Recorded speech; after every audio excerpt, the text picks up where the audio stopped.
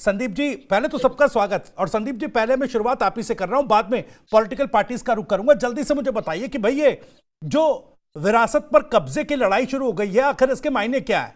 देखिए, समाजवादी पार्टी हो, बीजेपी हो, कांग्रेस हो, सब काशीराम जयंती मना रही है, अपने अपने कार्यक्रम कर रही है। कोई पीडीए दिवस के नाम पर, तो कोई परिवर्तन दिवस इसे बता रहा है।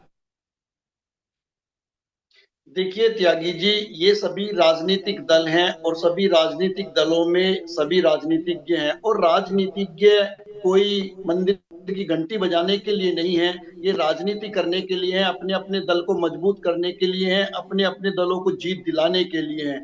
और ऐसे में सबके पास एक अपॉर्चुनिटी है कि भाई जिस तरीके से बीएसपी कमजोर हुई है, लगातार बीएसपी का वोट बैंक कमजोर हुआ है, बीएसपी कमजोर हुई है, मायावती कमजोर हुई है।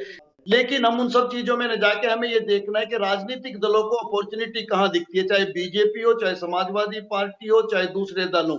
सबको जी अपॉर्चुनिटी दिखती है कि बीएसपी के कमजोर होने के बाद दलित वोट बैंक को साधा जा सकता है। बीजेपी भी उसमें कमी नहीं छोड़ रही है, कांग्रेस भी उसमें कमी नहीं छोड़ रही है और समाजवादी पार्टी भी उसमें कमी नहीं छोड़ रही है। और मुझे लगता है छोड़ना भी नहीं चाहिए, क्योंकि राजनीतिक दल चीजें देखते रहते हैं और ये एक अच्छी अपॉर्चुनिटी है। और हमारे देश के एक नेता तो ऐसे हैं जो ये भी कहते हैं कि जब कुछ ऐसे वो होता है कि भाई नुकसान होता है, उसमें भी हमें मौका तलाशना चाहिए। तो मुझे लगता है एक बहुत अच्छी अपॉर्चुनिटी है, अगर कोई भी दल उसको जोड़ेगा। ये इतना बड़ा वोट बैंक है कि उसकी सरकार तक बनवा सकता है। अगर आप देखेंगे अखिलेश यादव की जब सरकार बनी तो उनको दलित वोट बैंक मिला।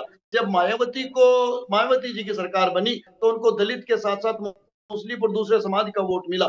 जब योगी जी की सरकार बनी तो उसमें दलित वोट बैंक का भी काफी बड़ा रोल रहा, दूसरे समाज भी सब जुड़ करके चले। तो जब जब वोट बैंक जुड़ेगा, समीकरण जोड़ने वाला आएगा, तो मुझे जी। लगता है सरकारें बनेंगी। चलिए, 2027 के लिए समीकरण क्या है, उस पर और थोड़ा सा विस्तार से चर्चा आपसे करें। एसके दुबे साहब भी जुड़े हुए हैं और कांग्रेस प्रवक्ता भी हैं। एक एक करके आ रहा हूं। एसके दुबे साहब, मैं पहले आपके पास आ रहा हूं। भाई, समाजवादी पार्टी, देखिए जिस तरीके से आपने पहले ही ऐलान कर दिया था कि आप भी पीडीए दिवस के रूप में मनाएंगे काशीराम जयंती को, अब कांग्रेस भी कह रही है। क्या वाकई तमाम राजनीतिक दलों को ये लग रहा है कि बीएसपी अपने वोट बैंक को होल्ड नहीं रख पा रही है, इसलिए ये मौका बड़ा है सेंधमारी का? देखिए त्यागी जी, जो भी महापुरुष होते हैं, मैं उनको महापुरुष इसलिए कहता हूं कि उन्होंने एक समाज को इकट्ठा करने में बहुत बड़ा योगदान दिया है। चाहे BS4 हो, चाहे बहुजन समाज पार्टी हो, यहाँ तक लाने में बहुत बड़ा योगदान है। और मैं इस बात को स्वीकार करता हूँ और मानता भी हूँ कि अगर कोई व्यक्ति अपने समाज के उत्थान के लिए काम करता है तो वो महान व्यक्ति कहलाएगा। जैसे अभी सरदार पटेल जी हैं, क्या कांग्रेस की बापोती थोड़ी हो गई? कांग्रेस के ही वो नेता नहीं रहेंगे, वो पूरे हिंदुस्तान के हर एक व्यक्ति के नेता हैं। इसी तरीके से कांशीराम जी भी अभी वो सभी पार्टी, कोई भी पार्टी मना सकती है। बसपा का सिक्का नहीं लगा है कि बसपा ही सिर्फ उनकी जयंती मनाएगी। हम कोई भी व्यक्ति हिंदुस्तान का उनकी जयंती मना सकता है। तो निश्चित तौर पर जो भी ऐसे पुरुष हैं जिन्होंने, चाहे वो राजनीति के क्षेत्र में हो या राजनीति से बाहर के क्षेत्र में हो, अगर उन्होंने समाज के लिए, देश के लिए काम किया, राज्य के लिए, अपनी कम्युनिटी के लिए काम किया, तो वो पूजनीय है और रहेंगे। इसलिए अब चूंकि भारतीय जनता पार्टी की बात किया जाए तो अभी आपने भी ये एग्जाम्पल दिया। देखिए, कभी कभी कैसा होता है कि एग्जाम्पल दिया जाता है। उन्होंने ये नहीं कहा कि मायावती का नाम एप्स्टीन फाइल में है या इस तरीके के कृत्य में वो शामिल है, ऐसा तो नहीं कहा ना।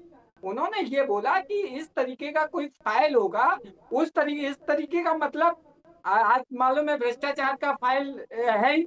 अभी मैं उसको अंदर थोड़ा और क्लियर कर दूं कि भ्रष्टाचार के जो केस हैं वो केंद्र सरकार, उन्होंने उस पर अपना पंजा दबा के रखा है, क्योंकि हर वक्त जब भी मायावती फ्रंट में आएगी तो वो फाइल खोलने की तैयारी रहेगी और वो जब कह देती है तो मायावती बैक डाउन पे चली जाती है। इसलिए जो भ्रष्टाचार की फाइलें हैं वो ना जी, खुल जाएं। हो सकता है मायावती जी उसी को लेके थोड़ी उनकी जो राजनीति है वो डाउन चल रही है और जी। सिर्फ जो चार चलिए, दीवारी ठीक है। के सब थोड़ा अंदर सा में उनकी काउंटर सवाल राजनीति मेरा चल ये, रही आपने है। कहा कि भाई महापुरुष तो सबके, कोई भी बना सकता है, बिल्कुल ठीक बात है।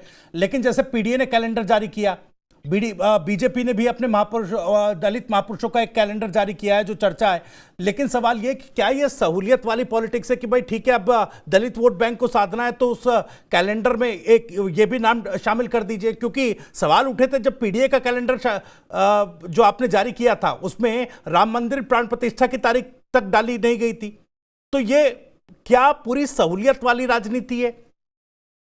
नहीं, देखिए त्यागी जी, आज से 30 साल पहले आप बाबा भीमराव अंबेडकर जी को जानते थे? कितना चर्चे में थे डॉक्टर भीमराव अंबेडकर जी? नहीं ना। समय के अनुसार हर चीज परिवर्तित होती रहती है। समय जिसका आता है परिवर्तित होता रहेगा। और वो लेकिन सर ये तो सबसे मुफीद, जब आपने पीडीए का कैलेंडर जारी किया ये तो सबसे मुफीद समय था कि राम मंदिर प्राण प्रतिष्ठा की तारीख जो है उसमें शामिल कर ली जाए। इससे मुफीद समय क्या होता है जब आप पर भी आरोप जब आप पर भी ये आरोप लग रहे थे कि भाई समाजवादी पार्टी कोई प्राण प्रतिष्ठा में नहीं पहुंचा, कोई नेता नहीं गया, तो पीडीए कैलेंडर में उसकी तिथि शामिल करना सबसे मुफीद समय था आपके लिए? नहीं, मैं उसका आज भी विरोध इसलिए करता हूं कि जो वो प्राण प्रतिष्ठा है वो भारतीय जो हमारी संस्कृति है उसके अनुसार हुई नहीं है, और जिसमें हमारे इतना बड़ा कार्यक्रम भगवान राम की प्राण प्रतिष्ठा जैसे कार्यक्रम में अगर हमारे देश के चार शंकराचार्य जी उपस्थित ना हो, ऐसी वो पूजा कभी भी सफल नहीं हो सकती है। और ऐसी वो पूजा बनावटी, जिस तरीके से भारतीय जनता पार्टी नकली शंकराचार्य स्थापित कर रहे हैं, उसी तरीके से ये भारतीय जनता पार्टी की सरकार ने, डबल इंजन की सरकार ने नकली पूजा कराई है। ये नकली पूजा है। जिस दिन हमारी सरकार आएगी हम निश्चित तौर पर भगवान रामलला की वेद पुराणों के अनुसार चार शंकराचार्य जी को बुला के उनकी प्राण प्रतिष्ठा करवाएंगे। मैं डंके की चोट पे आपको कह रहा हूँ 27 में जब हमारी सरकार बनेगी तो भगवान रामलला की प्राण प्रतिष्ठा भारतीय कल्चर के अनुसार होगी। चार शंकराचार्य जी वहाँ उपस्थित होंगे। मेरे पास है प्योर पाव भाजी का मसाला, पाव भाजी मसाला, पाव भाजी को टेस्टी बना डाला, सबका राजा आल प्योर मसाला। अब छोलिया हो या लोबिया, सफेद चने या काले चने, सब कुछ मजेदार बने।